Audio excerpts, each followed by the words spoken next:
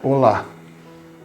Nesta etapa, neste vídeo da série Aprofundando na Bíblia, quero trabalhar com vocês um entendimento mais profundo sobre a emergência de Nimrod como rei, primeiro homem que pode ser chamado rei da terra, e a sociedade que ele construiu, o princípio do seu reino, que foi Babel ou Babilônia. Então nós vemos ali em Gênesis 10, a partir do verso 6, que Nimrod, um dos filhos de Cush, ele foi o primeiro homem que pode ser considerado um homem poderoso na terra.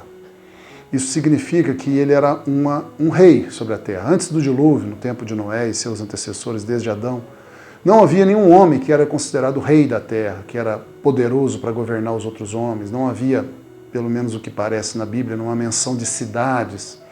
Então a impressão que dá é que antes do dilúvio os homens viviam como se fosse espalhados sobre a terra, como se fossem pequenos sitiantes, cada um com seu pedacinho de terra, vivendo ali do pastoreio de animais, coleta de frutos e frutas, raízes, alguma plantação provavelmente. E era assim, ninguém governava sobre ninguém, não haviam nações, não havia estado, não havia reis. Cada um vivia no seu pedaço, ninguém era maior que ninguém. A partir do dilúvio, tudo isso mudou drasticamente. E vemos aqui em Nimrod a emergência do que poderíamos dizer o primeiro rei sobre a terra. Ele construiu uma cidade. O princípio do seu governo, do seu reino, foi Babel, versículo 10. O princípio do reino de Nimrod foi Babel, por isso eu posso dizer que ele era um rei, primeiro rei. E Babel foi uma cidade feita, onde ele congregou várias pessoas, e nessa cidade eles construíram uma torre para chegar aos céus. É claro que isso não é possível, chegar aos céus por meio de uma torre feita por mãos humanas, mas o importante não é o aspecto material de Babel, mas sim o que queriam os homens dessa época. Chegar ao céu significa chegar a Deus. Só que você vê no versículo 4 do capítulo 11, que esses homens, junto com Nimrod, disseram assim: Eia, edifiquemos nós uma cidade, uma torre, cujo cume toque nos céus, e façamos-nos um nome, para que não sejamos espalhados sobre a face de toda a terra. E façamos a nós um nome. Os homens queriam ficar famosos, queriam ser poderosos, e queriam chegar a Deus como poderosos.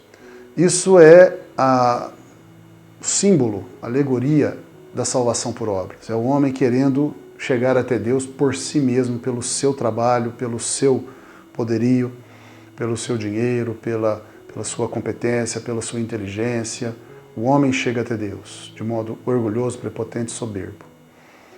E este desejo do coração dos homens foi desaprovado por Deus, porque Deus sabia o que isso ia virar uma abominação terrível. E Deus então produziu o que se chama a confusão de línguas, ali na cidade de Babel, e isso deu origem a todas as línguas que existem no mundo hoje. Antigamente havia só uma língua sobre toda a terra, e este ato de Deus confundiu as línguas para que os homens não conseguissem mais conversar entre si, eles tivessem que se separar e cada um ir para um lado diferente. Mas o importante não é a confusão das línguas.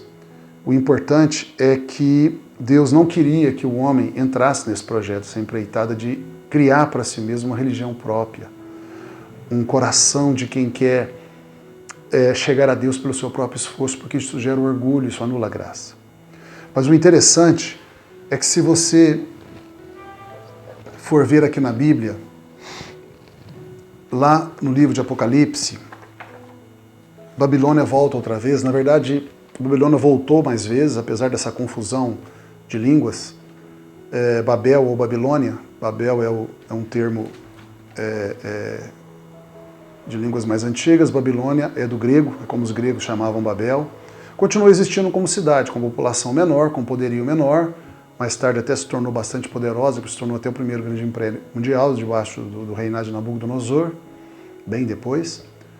Mas durante toda a Bíblia, vez ou outra, é tocado no nome de Babilônia, como símbolo do homem inimigo de Deus, do homem que cria para si mesmo uma religião e um império próprio, um governo próprio, uma religião própria, separado de Deus, como símbolo da prepotência humana, como símbolo do ser humano excluindo Deus da sua vida e criando para si mesmo um nome, uma fama, um poderio, uma civilização para si mesmo, excluindo Deus. E em Apocalipse volta a aparecer Babilônia com toda a força. Então você veja, no primeiro livro da Bíblia, no comecinho da humanidade, aparece Babilônia. No fim da Bíblia, no último livro da Bíblia, no fim da história humana, aparece de novo Babilônia. No capítulo 17 de Apocalipse, versículo 1, diz assim: E veio um dos 7 anjos que tinham as 7 taças da ira de Deus para derramar sobre a terra e falou comigo dizendo: Vem, mostrar-te-ei a condenação da grande prostituta que está assentada sobre muitas águas, com a qual se prostituíram os reis da terra, e os que habitam na terra se embebedaram com vinho da sua prostituição. Daqui a pouco, o autor de Apocalipse vai falar que essa prostituta é Babilônia. Então veja aqui que Babilônia agora não é só uma cidade, é uma mulher também. Uma mulher prostituta.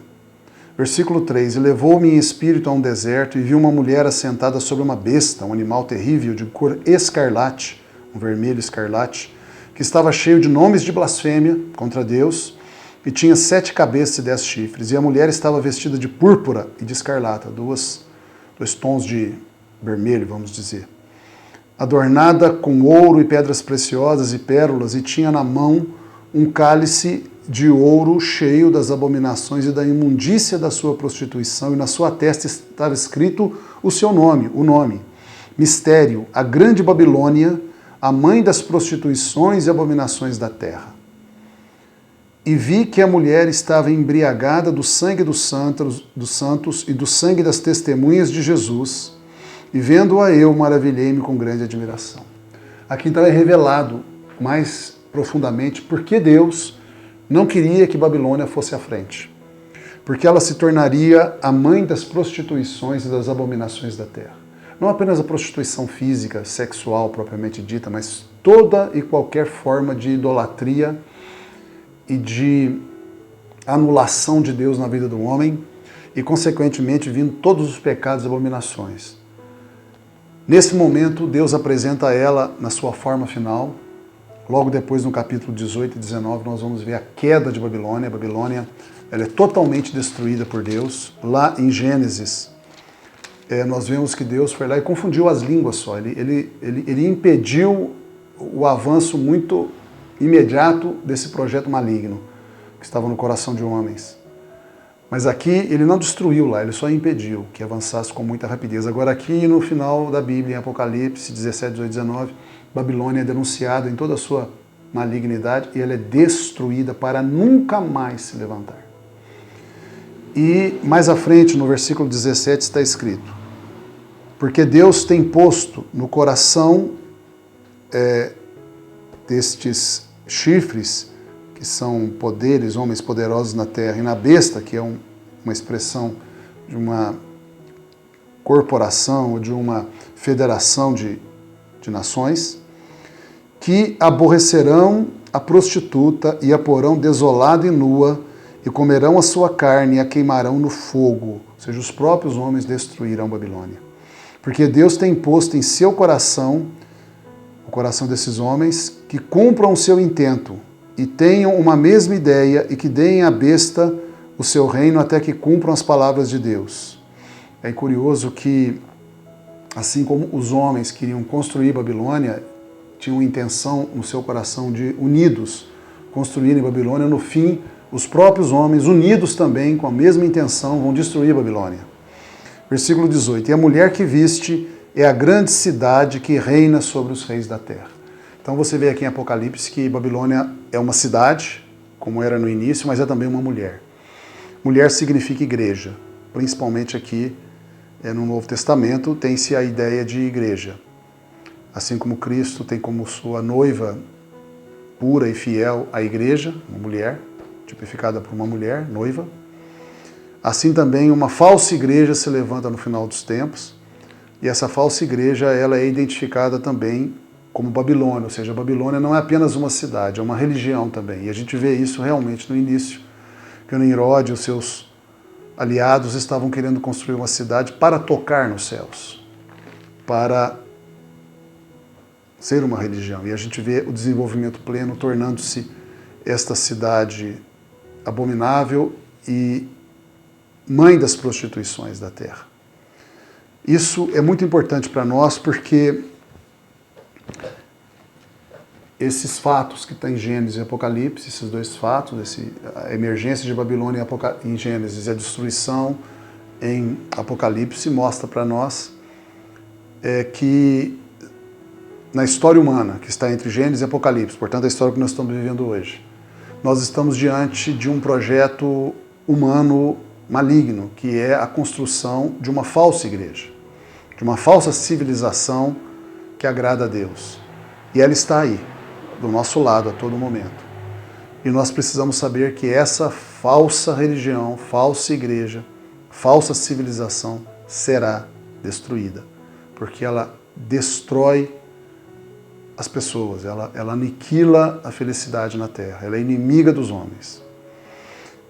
Isto é muito importante nós entendermos. A Bíblia ela trabalha muito com dicotomias, dois elementos sempre, muito comum isso. Dois caminhos, o que leva à salvação, o que leva à perdição. Vários outros dois, significando sim e não, certo e errado. E aqui nós vemos também duas mulheres, a noiva de Cristo, a verdadeira igreja, a prostituta adornada com muitas joias, montada numa besta, a falsa igreja, a verdadeira cidade de Deus, Jerusalém, Nova Jerusalém, a falsa cidade humana, civilização humana, Babilônia. E nós temos aí esta dicotomia para nós nos lembrarmos sempre que nós devemos tomar cuidado com as falsificações daquilo que é de Deus. Que Deus possa te abençoar no seu estudo bíblico.